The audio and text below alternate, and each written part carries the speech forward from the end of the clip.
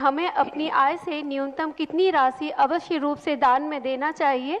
शक्ति त्याग। पूज्यवर उमा स्वामी महाराज ने एक शब्द दिया, त्याग शक्ति के अनुसार होना चाहिए।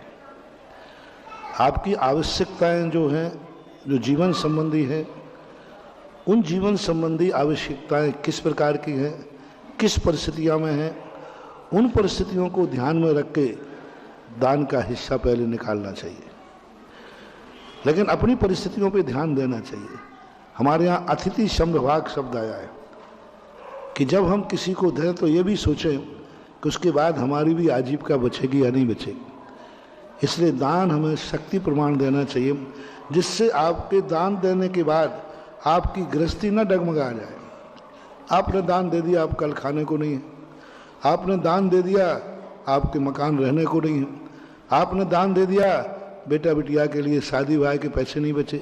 आपने दान दे दिया, बेटा बिटिया को पढ़ाओगे कहाँ से। आपने दान दे दिया, घर की सामाजिक व्यवस्थाएं जो हैं वो नहीं चल रही हैं। जैन दर्शन बहुत उदारवादी है। जैन दर्शन कहता है कि अपनी आवश्यकताओं को जरूर ध्यान में रख करके कुछ ना कुछ दो, कुछ ना कुछ दो। 1% लेकर के कम से कम 25% तक दान देने की परंपरा होना चाहिए।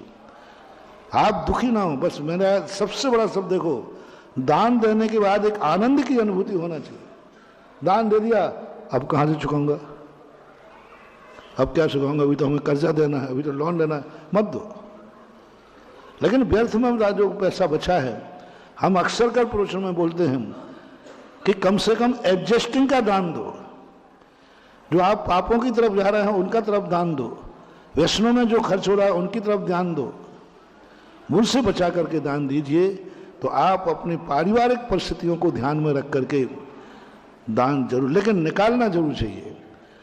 परसेंटेज के हिसाब से दान का रूप पुण्य लगता है। कितनी राशि दी इसका नहीं, कल सुनाया था ना, 25 लाख दिए कि 5 लाख दिए, कमाई का परसेंटेज क्या दिया।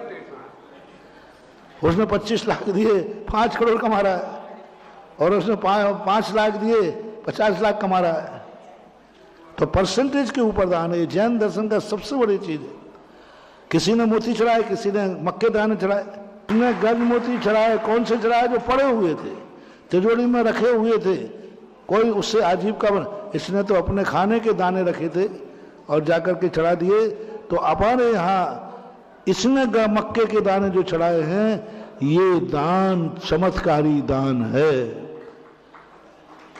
चमत्कारी दान है। और वो गजमोती चढ़ाने में कुछ नहीं हुआ।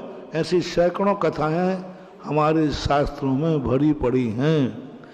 कितने लोगों की भेंट श्री कृष्ण के दरबार में आती थी, कोई मायना नहीं रखती थी। सुदामा के चावल क्यों इतने मीठे थे कि भरी सभा में कच्चे खा गए। क्या बात है सम्मानुभाव, कच्चे खा गए। द्वारकाधीश नारायण थे, भूखे नहीं थे।